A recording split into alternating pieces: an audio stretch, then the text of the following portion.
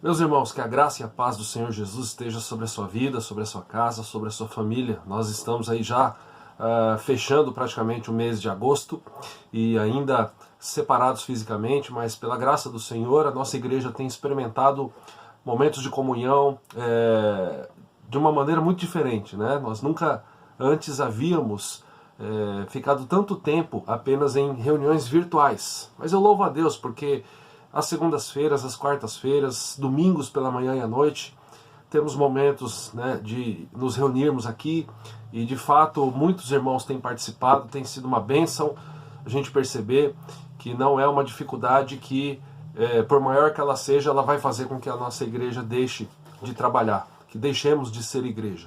Nós estamos ansiosos aí pela nossa volta, pelo retorno dos nossos cultos presenciais. Como já informado, o Conselho tem a previsão de retomar os trabalhos presenciais no começo de outubro, por conta ainda do inverno. Nós estamos aqui passando dias gelados aqui em Botucatu, não é verdade? E ainda com esse desejo de cuidar das nossas vidas, da nossa saúde, né, preservar a cada um de nós, nós tomamos essa decisão. Fica o pedido de oração para que de fato a gente possa continuar orando, para que de fato a gente possa permanecer aí fiéis, né, ao chamado que Jesus tem para as nossas vidas. E é sobre esse chamado que eu gostaria de conversar com você nessa ocasião, né? Você pode estar assistindo esse vídeo à noite, de dia, que ele abençoe a tua vida, porque a palavra de Deus nos abençoa. Você já parou para pensar e já parou para analisar as notícias que nós estamos enfrentando? Não bastasse essa pandemia que tem tomado aí tanto tempo desse ano, ainda quando nós ligamos a TV, os noticiários, as notícias são tristes demais. Essa última semana, uma notícia que ganhou muita repercussão foi a questão da criança, né, daquela menina de 11 anos que foi estuprada, estava grávida, passou por um processo de aborto. Sem querer entrar no mérito se deveria ou não, nós ficamos muito atordoados com tudo que tem acontecido. Né? As pessoas estão dentro de casa e talvez nesse ano de 2020 experimentando uma proximidade que não era realidade antes. E aí casamentos terminando por conta disso. Pais que estão percebendo que não conheciam os filhos e vice-versa também. Né? Então tem sido um ano muito difícil. E essas notícias nos abalam, essas notícias nos desanimam. E aí o desânimo, né, a depressão tem sido um outro problema que nós estamos enfrentando. Ao contrário do que muitas pessoas dizem, cristão fica deprimido sim. Depressão ela não é simplesmente causada pela desobediência, pelo pecado. O pecado ele pode gerar depressão? Pode. Mas não necessariamente quem está passando por um processo desse está com uma vida pecaminosa, está vivendo completamente afastado de Deus, completamente entregue ao pecado. Não. Depressão é doença. Deve ser tratada, mas essas notícias que estamos enfrentando, elas nos jogam, é como se elas nos direcionassem, né, na verdade, para esse quadro de preocupação, esse quadro de ansiedade, esse quadro de desânimo. Por isso, eu gostaria de lembrar você, né, que de fato nós fomos alcançados pelo Evangelho. Eu gostaria de nomear essa nossa mensagem de alcançados pelo Evangelho, entre parênteses, da graça. Porque quando nós nos reunimos, nós falamos do Evangelho, nós falamos da graça. Nós, nas nossas reuniões virtuais, nos pedidos de oração, nós sempre estamos colocando diante do Senhor questões que estão atrapalhando aí a questão da paz, estão tirando a paz, estão lutando para tirar a paz, né, melhor dizendo, da nossa vida. Nós enfrentamos aí essas adversidades e muitos estão desanimados. Talvez você esteja desanimado, talvez você esteja aí se sentindo fraco, talvez você esteja enfrentando situações aí específicas na sua vida em relação ao seu trabalho, em relação à sua vida familiar, à sua vida financeira. Quantas vezes pais e mães de família não conseguem dormir, perdem o sono por conta da situação financeira, né? Mas eu quero que você lembre nesse momento algo que nós trabalhamos já há alguns domingos. Você há de lembrar que uma das últimas mensagens foi baseada em Lamentações de Jeremias, que no capítulo 3, verso 21 diz: quero trazer à memória aquilo que me pode dar esperança. né? E ainda o verso 22 diz: as misericórdias do Senhor são a causa de não sermos consumidos, porque elas não têm fim, elas renovam-se a cada manhã. Grande é a fidelidade de Deus para com as nossas vidas. Então nada melhor do que nesse momento de enfrentar essas dificuldades, da gente olhar para a palavra de Deus e lembrar do carinho, lembrar do amor que o Senhor tem por cada um de nós. E quero que você abra então o texto para a gente meditar. É o texto que está em Atos dos Apóstolos, capítulo 16, os primeiros 5 versos, mas eu quero chamar a atenção para uma afirmação que nós temos aqui, né? Não estou preocupado em trabalhar aqui todas as informações que esse texto traz. Esse texto é riquíssimo e poderíamos aqui usar ele para diversas ocasiões, mas eu quero que nós possamos lembrar aqui, pela graça do Senhor, que nós fomos alcançados por esse evangelho, assim como Timóteo foi. Atos 16, o texto diz assim: chegou também a Derbe e a Listra. Havia ali um discípulo chamado Timóteo, filho de uma judia crente, mas de pai grego. Dele davam bom testemunho os irmãos em Listra e Icônio. Quis Paulo que ele fosse em sua companhia, e por isso circuncidou-o por causa dos judeus daqueles lugares, pois todos sabiam que o seu pai de Timóteo, era grego. Ao passar pelas cidades, entregavam aos irmãos para que as observassem as decisões tomadas pelos apóstolos e presbíteros de Jerusalém. Assim, as igrejas eram fortalecidas na fé e dia a dia aumentavam em número. Eu acho muito interessante essa afirmação de que Paulo, na sua segunda viagem missionária, ele foca naquele jovem discípulo chamado Timóteo. Em Atos, capítulo 13, você tem relatos da primeira viagem missionária de Paulo e Barnabé. E em Atos, capítulo 15, estou olhando aqui as minhas anotações, nós temos ali o início da segunda viagem missionária. No capítulo 15, no verso 36, pertinho aqui, poucos versos antes desses lidos, você tem aí a informação de que Paulo e Barnabé, eles se separam, e se separam por conta de dificuldades no meio das viagens, relacionadas a João Marcos. Paulo dizia: não, eu não quero ir juntamente comigo, e Barnabé fala: então, olha, dessa maneira a gente vai precisar se dividir. E aqui em Atos, capítulo 16, parece então que o enfoque de Lucas, que escreve Atos dos Apóstolos, ele está sobre Paulo. Paulo, de fato, estava encarregado da missão. E nós temos também a informação de que Silas era companheiro, mas Lucas ele não menciona, até que esses dois missionários chegam em Filipos, está lá no verso 19. E aí, no começo do verso 16, aparece a figura do jovem Timóteo. Jovem porque o texto dá indícios de que ele era bem jovem, a ponto de Paulo dizer: olha, não se preocupe com o fato das pessoas menosprezarem você por causa da sua idade. Agora, quando eu li esse texto, quando eu fiquei com ele na minha cabeça, eu fiquei imaginando a nossa árvore genealógica. Você sabe certamente o nome dos seus pais, a não ser que tenha acontecido algo um pouco diferente na sua história, mas provavelmente você conhece o nome dos seus pais. Você conhece também o nome dos seus avós. Se eu perguntar para você o nome dos seus bisavós, a coisa começa a complicar. Se eu continuar a conversa, a gente vai falar: opa, vamos parar por aí. Percebe como a gente conhece pouco sobre a nossa própria história? Se você falar para mim: olha, diga para mim o nome dos seus bisavós, seus tataravós, eu vou ter muita dificuldade.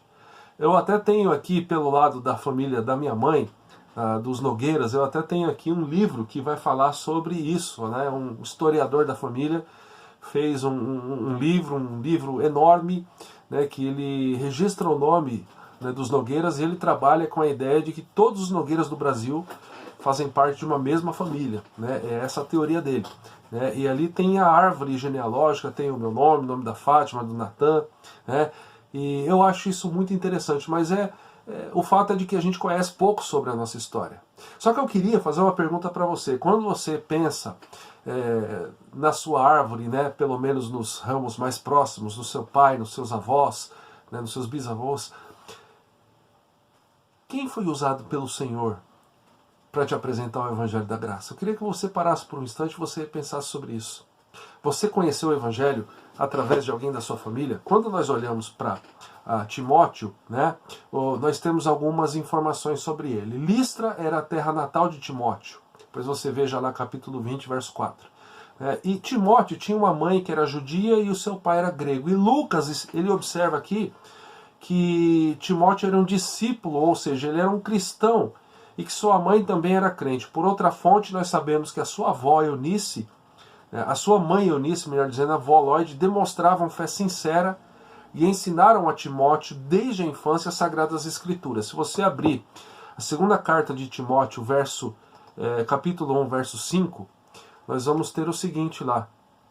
2 Timóteo 1, verso 5. Pela recordação que guardo de tua fé sem fingimento, a mesma que primeiramente habitou em tua avó Lloyd e em tua mãe Eunice, e eu estou certo que também em ti. Então, Timóteo vem, né, pela parte da sua mãe, pela parte materna da sua família, ele vem de uma herança onde a sua mãe e a sua avó conheceram o Evangelho, e os indícios que nós temos é de que desde pequenininho Timóteo foi ensinado através das letras da Sagrada Escritura. Ele foi apresentado ao Evangelho de Jesus, né? E ali o que acontece?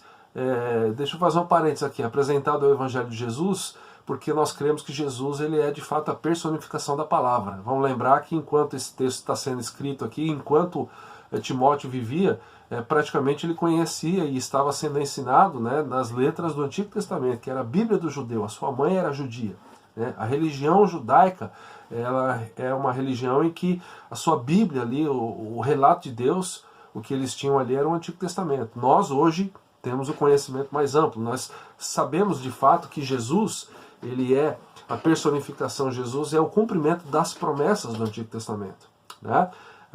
Depois você leia lá, por exemplo, Isaías 53, texto que aponta para o servo sofredor, e que a teologia reformada, diferentemente de outros teólogos, afirma que ali Isaías está apontando para Jesus Cristo, tá? Então a gente precisa lembrar de que também, né, esses homens aqui já haviam tido conhecimento de Jesus. O próprio Paulo, ele vai dizer: eu sou como que um apóstolo nascido fora de tempo, eu vim um pouco depois, né, mas eu também tive um encontro com o próprio Cristo. Está lá em Atos, né, no capítulo 9, na sua conversão, enquanto Paulo, ali como um judeu zeloso pela sua religião, um judeu que ele se levantava contra qualquer pessoa que ensinasse algo diferente daquilo que ele havia aprendido aos pés de seu mentor Gamaliel, ele corria atrás das pessoas, né, qualquer cheiro de uma seita diferente, né, qualquer pessoa que apontasse um caminho diferente daquele que ele ali na sua religiosidade conhecia, ele ia atacar. E quando Paulo começa a perceber homens seguindo Jesus, ele diz: aqueles do caminho eu vou persegui-los. E neste meio do caminho, né, é o próprio Jesus quem se apresenta a Paulo. Então olha só como que de fato nós somos alcançados pelo Evangelho da Graça, pela vontade, né, pela iniciativa do Senhor. Então, meus irmãos, eu quero trabalhar com vocês aqui o seguinte, né, trazendo à memória aquilo que pode nos dar esperança. Nesses dias que nós estamos enfrentando tanta diversidade, nesses dias onde nós somos apresentados, né, praticamente diariamente, né, a notícias que estão nos direcionando para o desânimo, para que a nossa fé esfrie, eu quero que você lembre de que Jesus Cristo, da mesma maneira que ele se apresentou a Paulo, ele se apresentou a você, por isso que você faz parte da nossa igreja. Independentemente, né, de se você conhece os seus avós, os bisavós, e se você sabe ali desenhar a sua árvore genealógica, independentemente de quem faz parte da tua família aqui nessa terra, você faz parte da família do Senhor. Pela iniciativa do Senhor, eu quero lembrar um texto que nós usamos em uma das nossas reuniões de oração de segunda-feira, que é o texto de Deuteronômio, capítulo 14, verso 2. Depois você pode olhar na sua Bíblia. Porque sois povo santo ao Senhor, vosso Deus, e o Senhor vos escolheu. Olha só, o Senhor vos escolheu de todos os povos que há sobre a face da terra, para lhe serdes o seu povo próprio. O Senhor te escolheu, meu irmão, minha irmã. Então, nós lemos a realidade da seguinte maneira: vivemos dias difíceis? Sim, sem sombra de dúvida. Estamos enfrentando adversidades? Sim. O cristão, o discípulo, ele será odiado de todas as pessoas, de todas as nações? Sim. Eu estou fazendo a leitura do livro Discipulado, de Dietrich Bonhoeffer. Se você quer trabalhar discipulado na sua vida, muito interessante, né? Vale a pena você investir nisso. E Bonhoeffer aqui, um pastor alemão que foi executado aí no final da Segunda Guerra, ele, por ser cristão, diga-se de passagem, ele diz que, olha, a gente não precisa pensar diferente, a gente não deve pensar diferente, nós seremos odiados. É o próprio Cristo quem afirma isso. E sereis odiados de todos por causa do meu nome. O Evangelho nos mostra isso. Então, a gente não deve viver, né, com a esperança de que vai chegar um dia onde ser cristão vai ser completamente aceito, né, algo completamente aceitável por todas as pessoas. Não, nós enfrentamos adversidades. E ele trabalha no livro a informação de que quando nós estamos com Jesus, nós aceitamos, nós enfrentamos as adversidades, porque nós temos a convicção de que Ele está conosco. É por isso que o discipulado tem que ser algo aí encontrado na tua agenda. É por isso que você precisa aprender mais sobre isso. É por isso que a nossa igreja, né, tem mencionado tanto. É por isso que eu falo tanto sobre o discipulado, porque nós precisamos lembrar disso. Voltando para o texto, assim como Deus se apresenta graciosamente a Paulo, Paulo ele é chamado, né, para pregar o Evangelho, e nos parece aqui também que mesmo com evidências de que este jovem Timóteo ele não seria ali um discípulo, o fato de ter um pai grego, né, ele certamente tinha influência do seu pai para ideias que não faziam relação com o Evangelho de Jesus. Mesmo assim o Senhor decidiu, né, se apresentar a ele. Por um lado ele tinha uma mãe judia, por um lado ele tinha ali alguém na figura da sua mãe, na figura da sua avó, pessoas que tiveram o cuidado de ensiná-lo, né, nos caminhos da palavra do Senhor.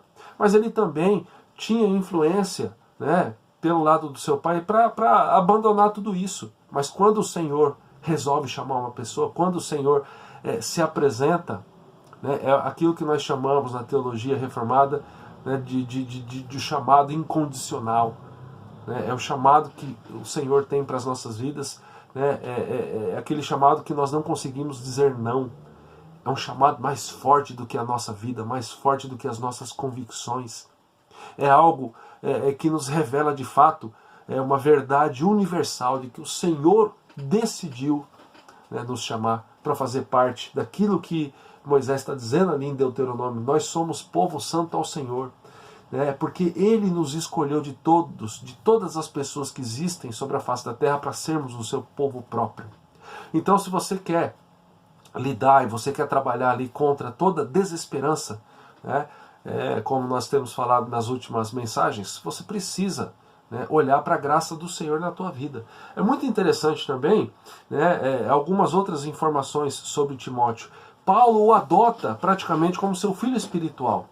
Né? Timóteo certamente tinha o conhecimento dos sofrimentos, das perseguições que o apóstolo Paulo estava enfrentando, mas ele não consegue resistir ao chamado do Senhor.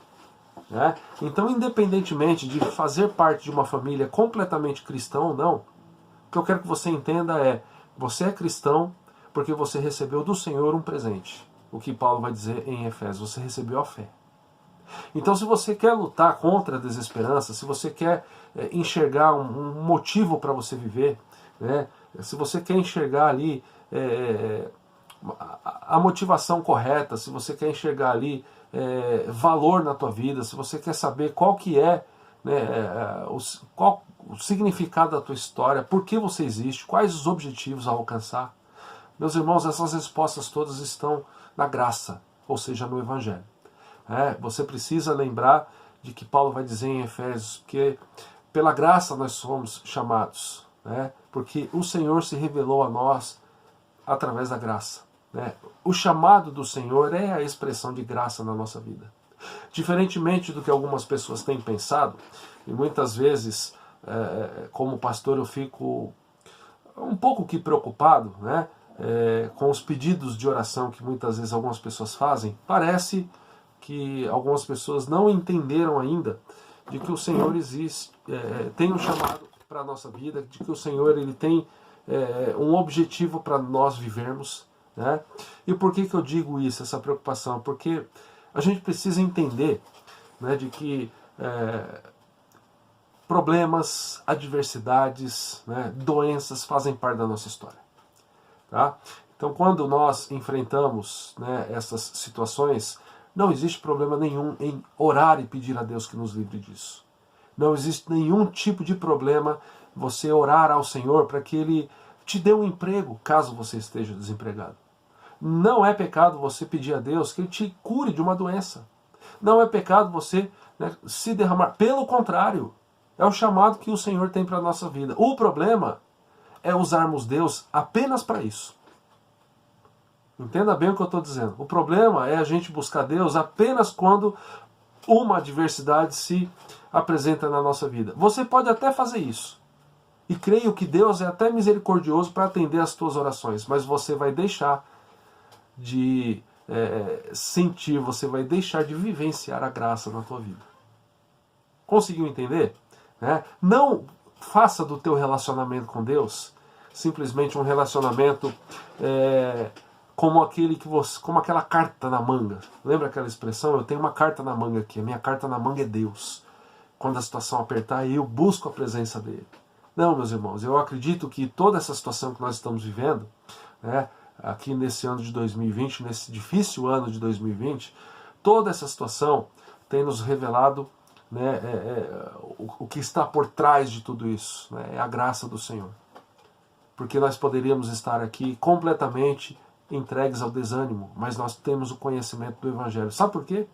Porque assim como o Senhor se apresentou a Paulo na estrada de Damasco e se apresentou a Timóteo, mesmo ele não tendo uma família, vamos chamar assim, perfeita, religiosamente falando, tendo um pai que poderia ter uma influência diferente, mesmo assim o Senhor se revelou a ele, o Senhor decidiu se revelar a ele, vivendo aqui o que Deuteronômio 14:2 está dizendo. A realidade na vida de Paulo foi, na verdade, foi na vida de Timóteo e é nas nossas vidas. Então, não faça do teu relacionamento com Deus esse relacionamento carta na manga. Você vive sem buscar o conhecimento da palavra, mas quando uma doença se apresentar, aí você corre para dentro da igreja. Não. O texto está dizendo aqui que Timóteo não era assim. Timóteo ele foi pastor, Timóteo ele foi um jovem pastor, inclusive da igreja de Éfeso. Foi um homem de suma importância na história do cristianismo. No começo ali, na igreja primitiva, ele foi um líder. E olha só o que Paulo vai dizer sobre ele. Depois de dizer, no verso 1, havia um discípulo chamado Timóteo, filho de uma judia crente, mas de pai grego. Olha o que o verso 2 diz. Dele davam bom testemunho os irmãos em Listra e Icônio. Então, quando eu olho para Timóteo, eu vejo assim um jovem que teve a graça de ter pessoas que o apresentaram à palavra de Deus, a sua mãe e a sua avó, que tinha dificuldades. Nós não temos informações se o pai de Timóteo ele se opunha à sua fé ou não, ou se ele não intervinha, mas pode ser até que ele fosse ali uma influência para o afastar da revelação de Deus, da palavra. A Bíblia não vai dizer isso. Mas o que a Bíblia diz é que Timóteo era uma pessoa que dava um bom testemunho, a ponto do apóstolo Paulo olhar para ele e dizer: eu quero esse jovem para perto de mim. Então, se por um lado nós fomos alcançados pelo Evangelho da Graça, a minha oração para a minha vida, para minha esposa, para o meu filho, para a nossa igreja, eu digo nossa com todo o respeito que ela é do Senhor Jesus, mas é o povo que o Senhor nos deu, é que nós entendamos que, em primeiro lugar, nós fomos alcançados pela graça, e, em segundo lugar, que as pessoas também nos conheçam pelas nossas boas obras, que as pessoas nos conheçam pelo nosso bom testemunho, que está ali no verso 2. Então, tenha certeza de que você foi chamado pelo Senhor, e tenha certeza de que o Senhor espera que você dê um bom testemunho, assim como Timóteo deu, e Paulo vai continuar dizendo que quis que ele estivesse em sua companhia, e por isso circuncidou, por causa dos judeus daqueles lugares, pois todos sabiam que seu pai era grego. Então ali a circuncisão ainda pelo fato de que o judeu ainda entendia que devia ser circuncidado. E Paulo ele vai dizer, então, para que a gente não tenha problemas aqui, para que as pessoas saibam que de fato você está abraçando a fé, você vai passar por isso. E aí Timóteo começa a ser usado como um grande auxiliar do apóstolo Paulo. O verso 4 vai dizer que ao passar pelas cidades entregavam aos irmãos para que as observassem as decisões tomadas pelos apóstolos e presbíteros de Jerusalém. E aqui uma última lição que eu quero trazer para você. Se você entender a graça, se você parar por um momento e depois de ouvir essa mensagem, orar agradecendo a Deus, porque a graça, o Evangelho de Jesus foi apresentado a você, e isso por intenção de Deus, e isso porque quem tomou a iniciativa foi o Senhor. Você vai ser levado também a não usar o Senhor apenas como essa carta na manga, mas você vai também nutrir esse bom testemunho, esse testemunho de uma pessoa que foi de fato alcançada, que de fato não enxerga que Deus é o gênio da lâmpada para que a gente utilize Deus quando a gente precisar. Não, nós devemos ser discípulos, ou seja, nós devemos ser instrumentos na mão do Senhor para que esta glória, para que esta graça que foi apresentada a nós chegue a outras pessoas. E se nós dermos um bom testemunho, isso vai acontecer. O verso 4 está dizendo isso. Eles passavam pelas cidades e eles estavam ali apresentando aos irmãos as decisões que estavam sendo tomadas pela liderança da igreja. E olha o resultado no verso 5. Assim as igrejas eram fortalecidas na fé e dia a dia aumentavam em número. Então, se você tem gratidão ao Senhor por aquilo que Ele já fez por você, em primeiro lugar, agradeça a Deus, porque mesmo com todas as notícias difíceis que nós estamos enfrentando, pode ser que amanhã você ligue a sua televisão e você tenha notícias piores ainda. Esses dias eu brinquei com a Fátima aqui em casa, ela falou, Deus nos livre, e eu disse assim para ela, olha, vamos nos preparar, hein? Porque semana que vem eu recebi aí um e-mail dizendo que o frio vai ser abaixo de 0, e nós teremos ainda um assalto 10 vezes mais forte do que... Ela falou, para! E eu ainda brinquei, ainda vai faltar energia por uma semana.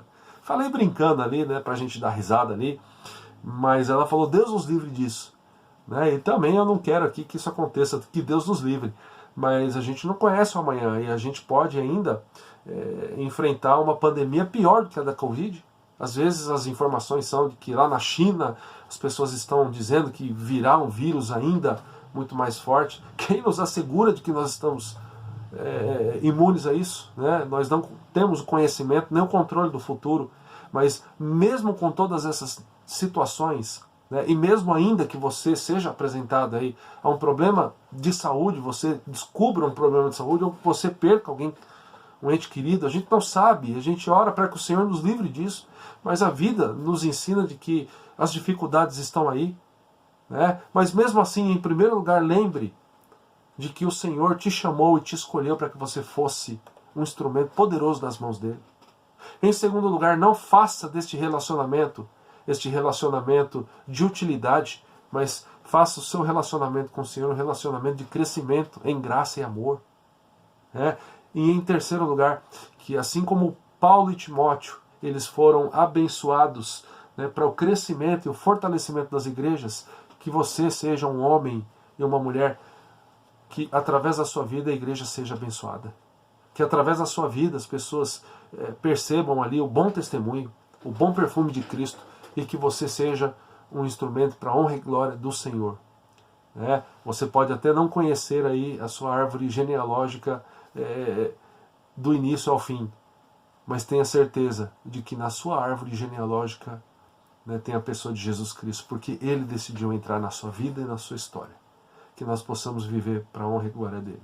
Obrigado, Senhor, porque mesmo em meio a tantas dificuldades, o Senhor entrou nas nossas vidas, assim como fez na vida de Paulo, a vida também do nosso irmão Timóteo, e o Senhor fez assim nas nossas vidas. Que o Senhor nos ajude a enfrentar as dificuldades, as adversidades, baseados na Tua Palavra, que nos mostra, Pai, a Tua graça, o Teu amor por nós, que possamos olhar para Jesus, ó Pai, e louvar ao Senhor e buscar viver para a honra e glória do Senhor, direcionados, ó Pai, pela cruz de Cristo, direcionados pelo discipulado que é o desejo do Senhor para as nossas vidas. Obrigado por fazermos parte do Teu povo, povo de Tua propriedade exclusiva, e que através da vida de cada um de nós, o Teu nome seja adorado, o Teu nome seja pregado, o Evangelho do Senhor seja pregado, conhecido, e que vidas se dobrem ao Senhor Jesus. A Ele toda a glória é hoje, para todos sempre. Amém e amém. Que a graça do nosso Senhor e Salvador Jesus, que o amor do nosso amado e eterno Pai, que a comunhão e o consolo do Santo Espírito sejam sobre nós, povo de propriedade exclusiva do Senhor, hoje e para todo sempre. Amém e amém. Que Deus te abençoe, tenha uma excelente semana, uma semana de gratidão no teu coração, porque Jesus entrou na tua vida. Deus te abençoe.